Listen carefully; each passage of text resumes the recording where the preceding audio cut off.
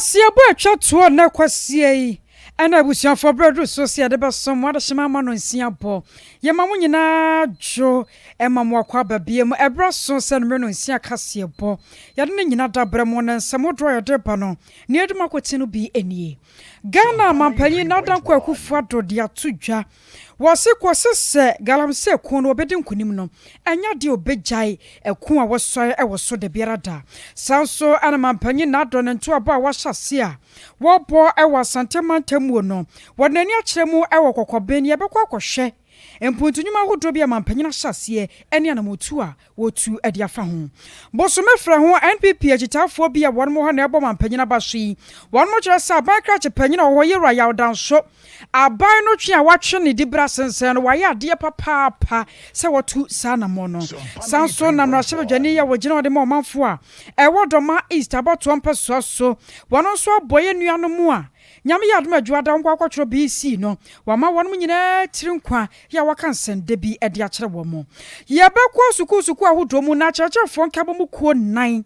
woma keke ho abom kyerɛ sɛ firi nyame yadom akyene kɔ wo mu de mu nyoma nyina egu fam ede bentia wori ne nsɛm ahodo bi a edi kanse de tie ene aboaboa no sinkunwa ye ne nyina de besom wa mamre kwa so hyɛ no so kwantenta afidie no so a www.sompafmonline.com Facebook ni Sompa 93.1 and na YouTube Sompa TV wajon kyerɛ anase susu ye na fafa Facebook ni YouTube na brepam yabakenkan na kamade amao na menso amagye adwa ya akosua somwa ne nsɛmfo panyi ye rasante abo Benedict wodom na waboye chidom no me akosia ajewa kodie boatin afeje brai na nsɛm no enchechimu emfama Ghana mampanyi nadanko akufu adome kasai wadani akyeremu awa sante mantamu ya mpuntunyuma hodo bia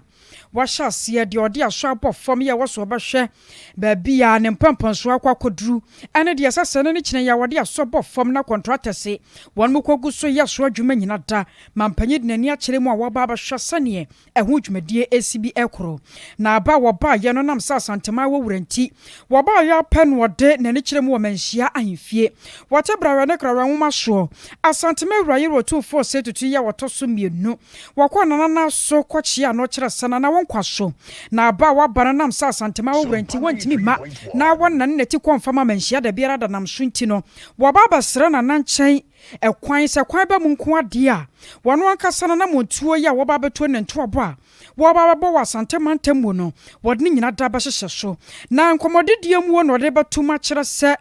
aba bie ne wono mu a watumi akokon ye ka ne se galamse kono na wadi sunkunim ka wono ankasa ban na nyame no kwasem ni ehwo sansema wodro ne ho kasa na ekoso no na no den pa na so nkakran wogusu ada de kon ne kwawieye ya wosibo no wahyebo no wakantam asa din se de akyere na nanom ne mpanyefo se sa galamse kono de ekosese wono mampanyi na ado obedi sunkunim wono enya de obegya akyere die da biara mampanyi na dankwa ekufuado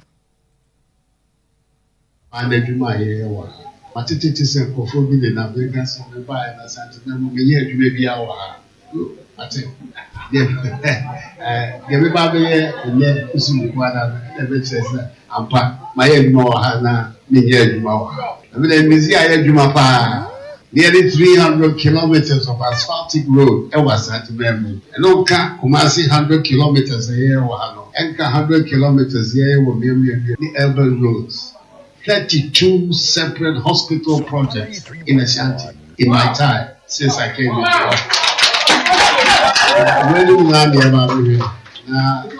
one year when I said I said 1 year an intro and the shrap and the baby woman and I said me breast hello I said 1 year you see Ghana no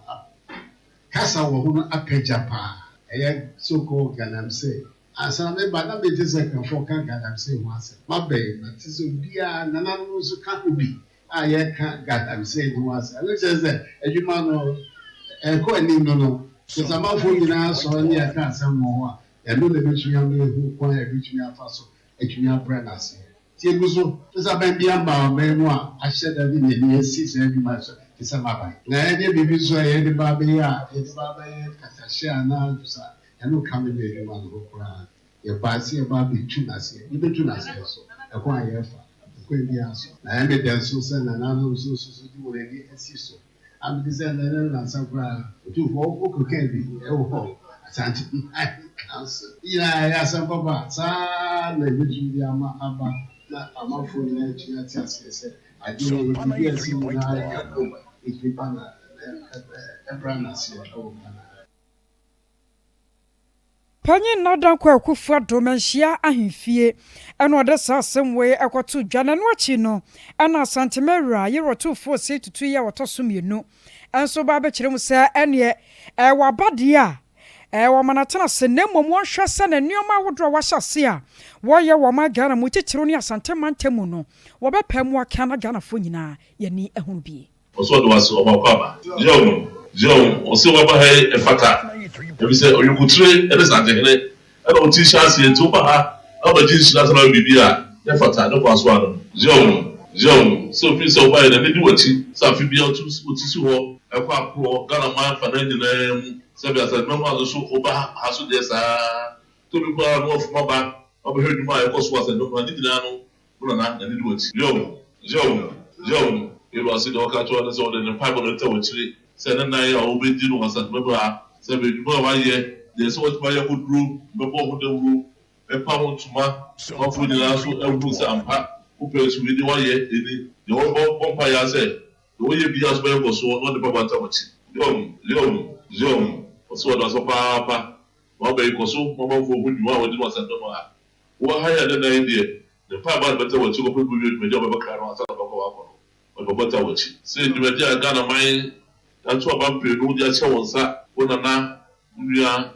the Bible of little watch. I probably are saying them. So I was saying, and I know some of them just better watch. But people say, "You may be so." Then when I'm going to say, "Abba, that's not my God, man." So the whole culture want to say, "O say the minister, o say the nominee minister now."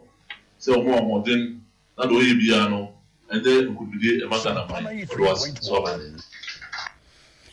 Asantemawura yerotofo se tutu ya wotoso mienu Nana kasafa na chia me kantankrachi so na wasi bibi de kire aya Ghana mampanyi na dodan kwa akufuadu na mampanyi freemanship ahemfia pen wadna ni kire mu ewo Asante Achem Municipal Hospital bi no so wan mu bi no ho ekopa ho ntoma wa mamra kwa sokora eno no kire se free bro betena akonya so afempem mienu ene edunson no nyame anim ni waye adwuma papa agenda 111 na yaresabia wo hye Ghana fo nyina abo se wo beye no wose mu kese pa ni gina santemantemu mega se makoma kwadua sam ye nu de contractors guso ye won mo ye mo fam de se ne beye a enu se won fra konya so no na dodo no wan won matumi aye wose ye wo mapam se afo bekasa de tia na so no de ho de wo man de obeye beboa mo man no ayarehwe ne ayaresadwumade betumi akoso eno nko a enani ekiremu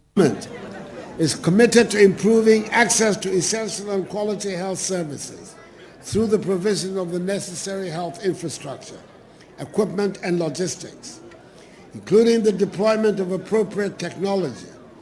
as part of our drive to attaining universal health coverage. Indeed, since I came to office in 2017, my government is undertaking the construction and completion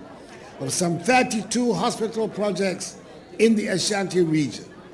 In so saying, I'm not referring to CHIPS compounds and health centers. I'm talking specifically about hospital projects. Under Agenda 111, we are constructing 16 district hospitals in Trede, Kokobing, Buama, in Suta Seche, Manso Dubia, Mankranso, Kwabina Kwa, Brakesi, Kodie, Esiwa, Krofrom, Edujama, Adansia Sokwa, Asokore Mampo, Bantama, and Yinehi. We're also constructing a psychiatric hospital in Onwe in the Ejiso municipality. There are 5 hospitals being constructed by Vamed Engineering in Manson, Kwanta, Tridier, Sabronum, Drobonso, and Swami. Under the Eurojet project, initiated by the NPP government under President Kufuor, The Kufuor government has seen to the completion of the Ahafo-Ano North District Hospital in Tepa and the Ashanti Achim Hospital in Konongo. As I indicated earlier, the 250-bed Ashanti Regional Hospital in Sewia and the 500 military hospital at Afari will be commissioned and completed next year. Again, under Nana Dankwa Akufo-Addo, the construction of the Komfo-Anokye Teaching Hospital Maternity and Children's Block, which has stalled for 41 years, has been duly reactivated and work is progressing steadily.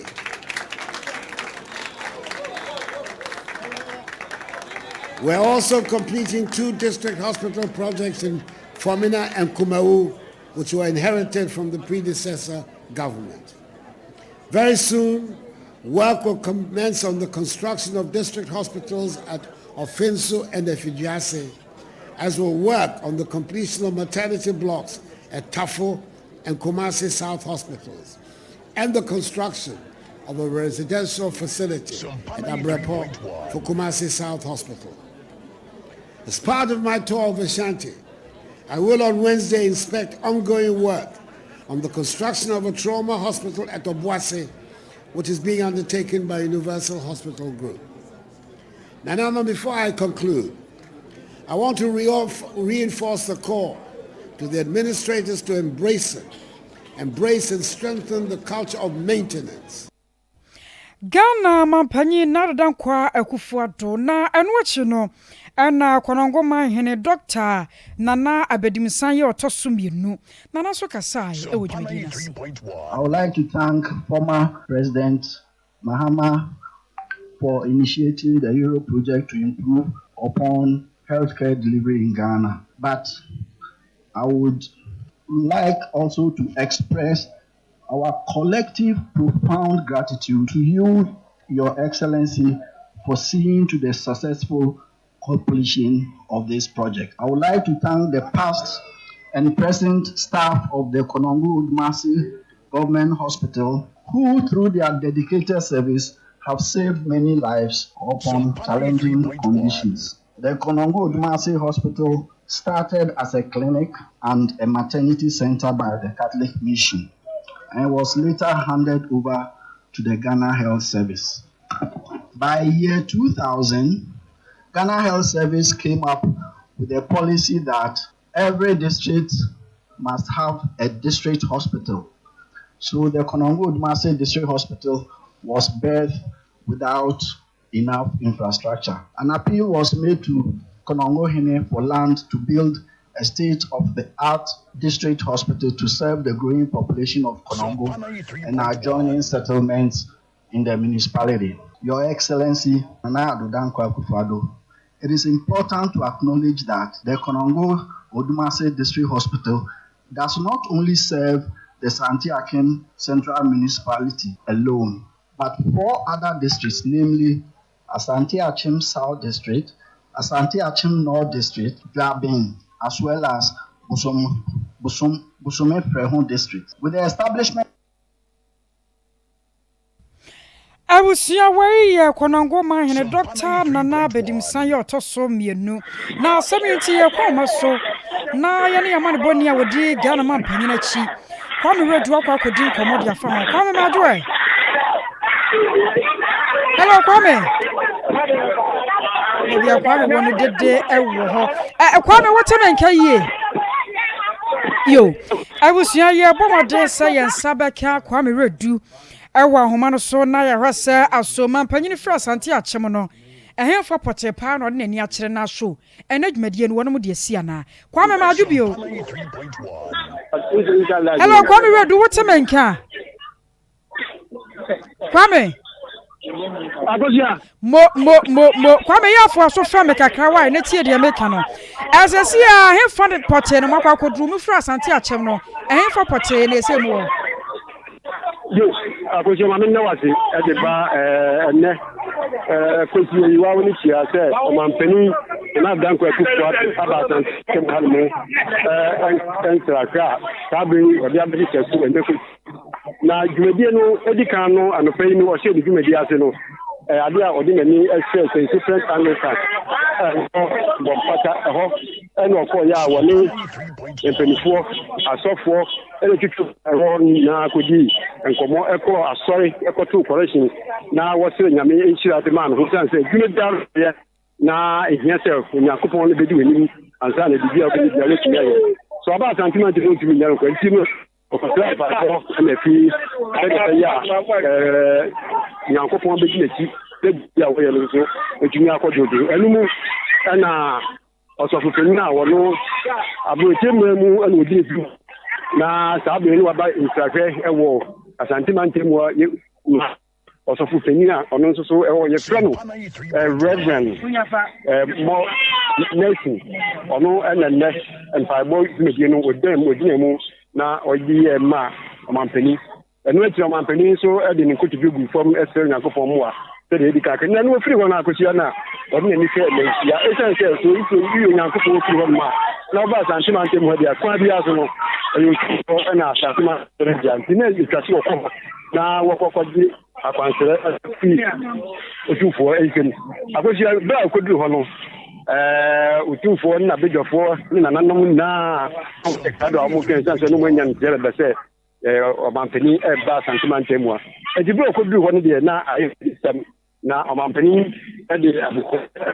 din esre ko dia so no esanse ba santima ntemu ha no esese ode na kwansere ba ni nti otufo so ama na kwan ama ono no kyerɛkyerɛ ne ntɛm a anase dwumadie wo bedi na santima ntemu ani so edikyerɛ otufo so ama na wa tu na afei no wa woni kyerɛ ma ahentintwi emfa yɛn sapa ba opentu ni ade nyina akosɛ ne nyina tata kyerɛ a otumi ede ba otufo efie ma otufo eba na kwan srɛ ɛho kwan sɛ wɔn fa ni ntuma wa santima ntemu na akosɛ no akyerɛ no yɛde ni ehwɛ boankra wani tia sɛ edwumadie de mampani ne hyɛ dwumadie na se na nhwe bɛ de na santima ntemu yesu hu saa mampani bɛ busu bɛ ni ana mpanifo de asɔ babufo bɛsa agye ho adwuma foforo asabe yɛ mampani kɔ yɛ ɔde n'ani kɔhwɛ sɛdeɛ ne ntotoɛ esi ɛkɔ no ɔno nso ɔsan kɔ yɛ kɔhyɛ mu krama adwumayɛfo a top gusu a wɔyɛ no wɔhyɛ wɔn de nyinaa ɔboa sɛ ɔna tom bɔ na no bɛsɛ kwabia ti ɔmo sum ni ɔmo betumi ayɛ ma no ama na ayɛ kama ɛde ama yɛ ɛno nti no yɛ firi boankra no yɛde ni ɛkyerɛ kɔnɔngo na kɔnɔngo ekodu yɛ na akɔhyia hɔ nso so ɛwɔ ni tia sɛ municipal hospital na sa ban hospital kɛse a ɛwɔ hɔ no nso ɔmapanyin ɛkɔ bia no kura kwansian sɛ na ewie emudi a sabe ebeboa na amanfo etumi akwaje ayresabia wo ho na sabe bi a ekubi anu ya sabe akoje woni tia sun papa yi a kuta ayresabia mpa makoma akwadie nya na sabe ayre ko hono makwaje ayresha a omo nsu bi tumi enyim akonja enya mpa adede da so na je se edi mu anu sa na anu achi no nso so no omampani so de kono esanse ayasabia ehia no se woma koja ya bia so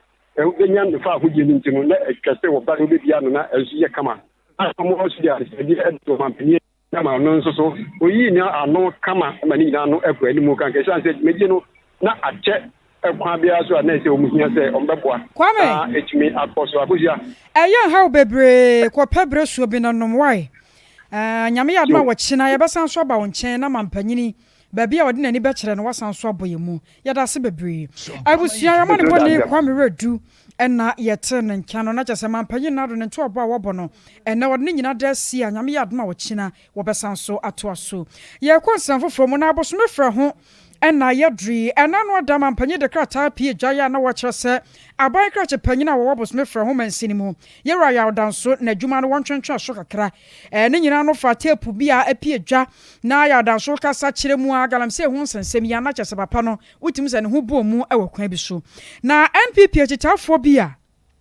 wɔn wɔ bosome frɛ ho ɛna wɔn mo kyerɛ sɛ deɛ mampanyin ayɛ no nyame anim ni wɔn bɔ na ba so papapapapa ɛbɔ wɔn mo nsɛm hyerɛhyerɛhyerɛw ɛde ma no san sɛ wɔakyerɛ sampa enioma ekoso obosome frɛ ho mansin mu nyina da mampanyi na do wate na enam sɛ panyi due matema antinti ɛna no wɔpɛsɛ wɔhwa no aduadua mu na wɔnya ade obetumi agina so na wɔbroni ka na sɛ evidence ansa na wɔbetumi atwe nneoma sensan yi a wɔatwe de asensan enti wɔyi a ene krata piedwa na yɛwɔ yadanso ne dwumadi a wɔdie ene wɔde ato nkyɛn kakra no ɛyɛ papa na bɛboa ama wɔn so atumi akɔ wɔn manim assembly member yɛ wɔgyina wɔde ma ɔmanfo a ɛwɔ Tabaso electoral area wɔn monyamfo amoako jampa wɔn na ne Sompa kaseɛ di nkɔmɔ a wɔkyerɛkyerɛ mu wɔn mani so a wɔn mo anya Ejimeka Sabusome from one day and another dankwa ekufo ado mampani aye ne nene die ene je nko na aba Busome from e mention mu a ye beta o mampani asisan se ensem no mo media fo no so mo boa ye pa ya ye kan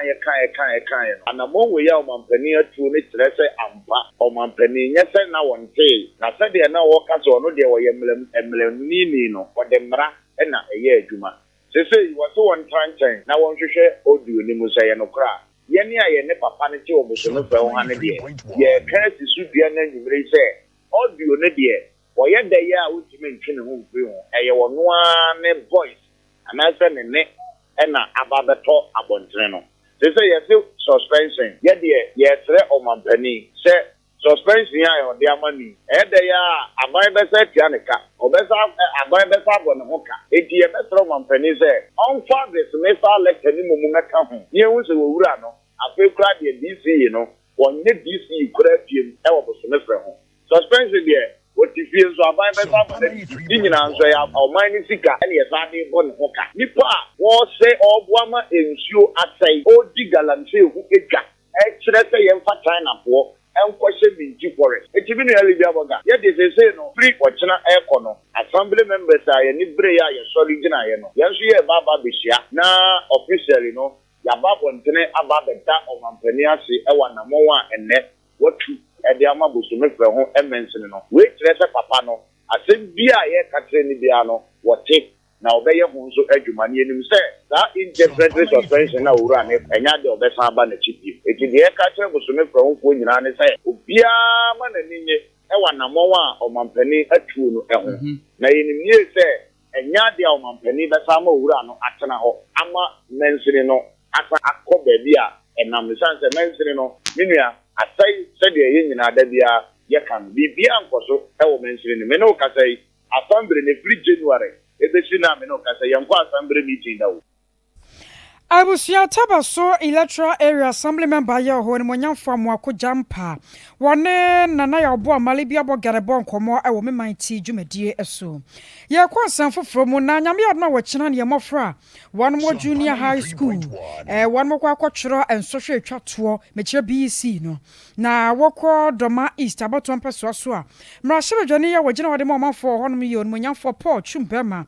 na wono so ehye ne manfo nkura kire se nyame one more nim one more chi na send ye dan de nyina tete no enso hwede duruma bia aya na ehu kakra wo mu de na so so mu nka hu se de one more hia no a eno na eto obi foforo bi ani ho wo mu nyi hu ni soro bi amfiri wo mu na wo mu hwe hu se firi wo kyena kɔ no nyame a wodi one more nim e de one more free junior high school one no ade wo mu betwa no nyame no abasan so akra one more yo mu kakaifo kosi se enso hwe no ebeba wiye Monday, nyame aduma yenyan tutu amuwo GHS 3 ekotro mo nsohwe yenim so ma yo mo fam de na yenyankopon na yesom no ayede ye ho ato no so no so ondi ye hwambo na obema yenyansa nimde ni ahoɔden a ye pede be try exams ni apase na mehye Doma is ni bia kwara incline say emane nsuro emane mbogu na onfa kokoduro na onfa trimupo wabo se ono die odi kurimdie na eba enfa nko exam score no Monday na wa rehyebu se nyame eyadoma nyame eyadoma se ye results number out no Doma is Doma man bonoma nyina no ye nkwala no ebedi nkunim medamo nyina ase nyame nhyira mo nyina nyame nhyira mo nyina da wei ono monyamfo Paul Chumbema wayam no asabadwane ya wogina ode ma omanfo a ewo Doma East abato empeso so Na Ghana National Association of Teachers here 20 aka sanat. Wa mo so de krata ababa to dwa ya watch us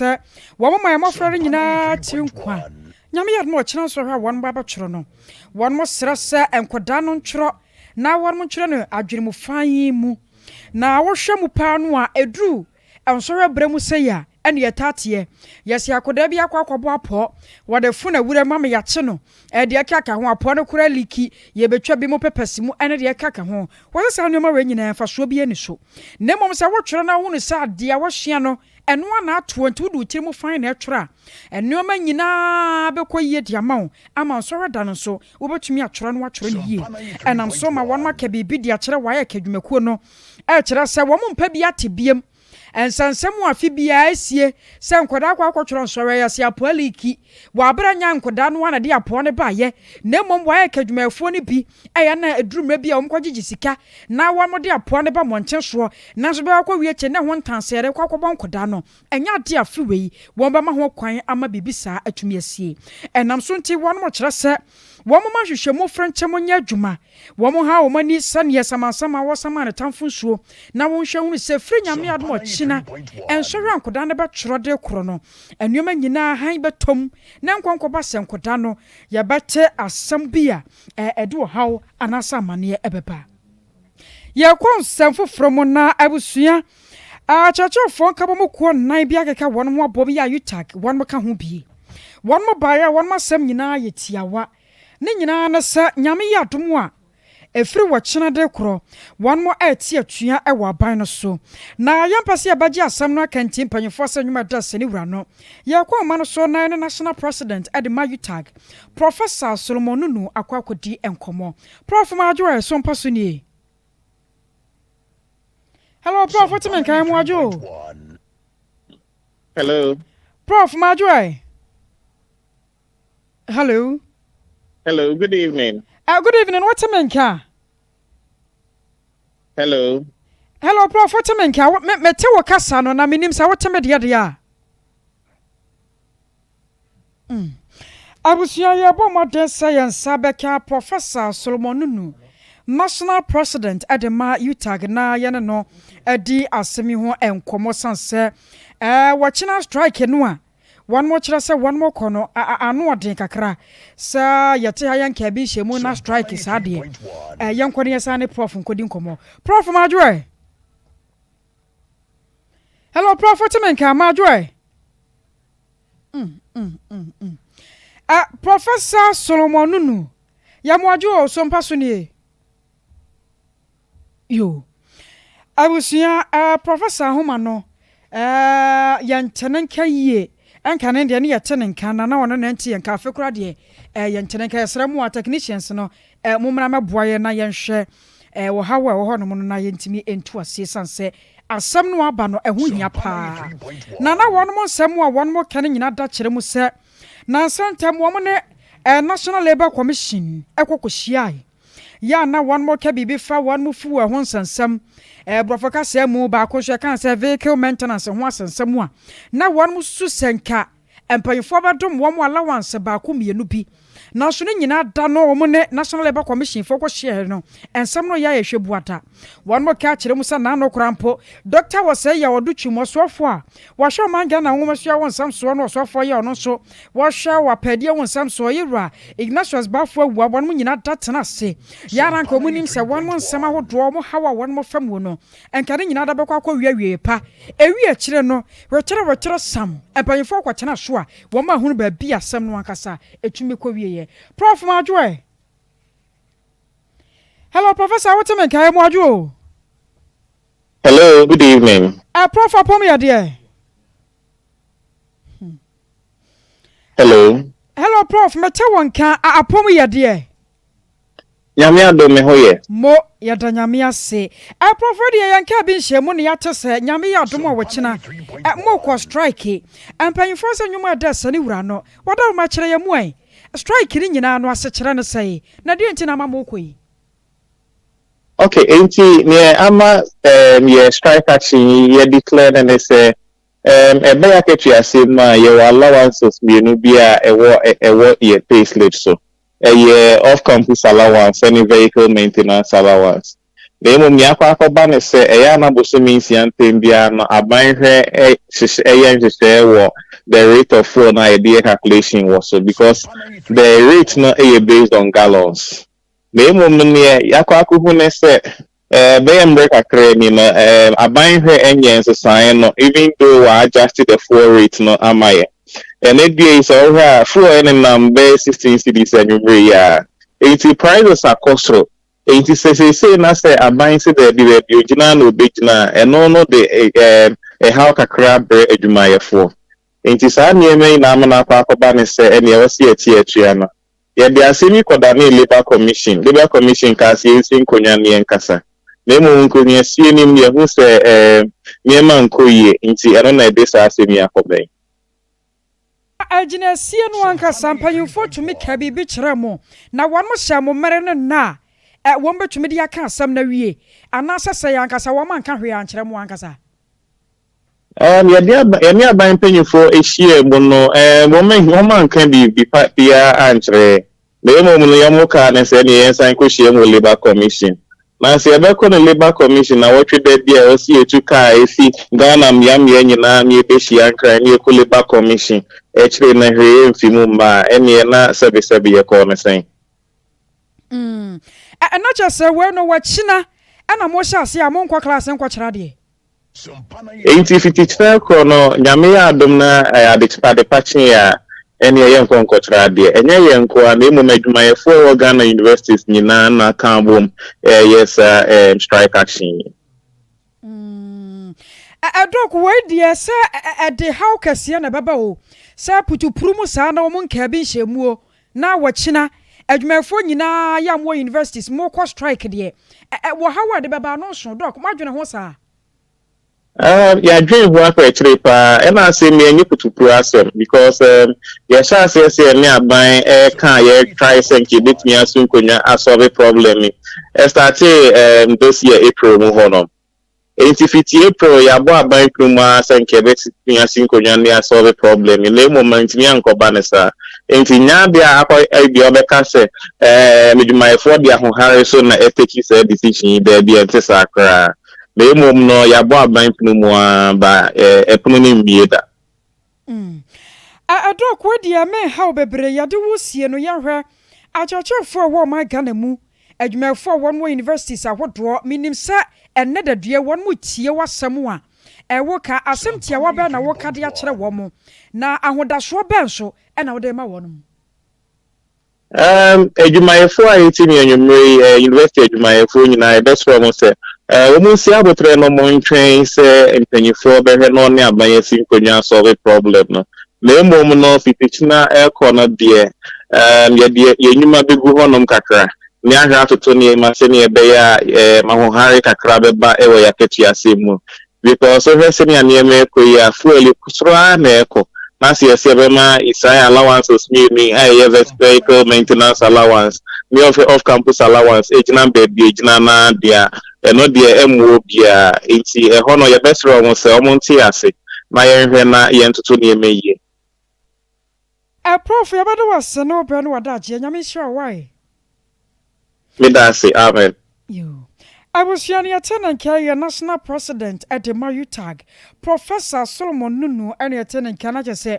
ɛfiri nyame yɛ no wɔkyena de kɔ deɛ university akyerɛkyerɛfoɔ ne adwumafoɔ nyina da anya dia suku dem wo mo ebesiwo bi ye gina we so ne de nsɛm ne nyinaa asi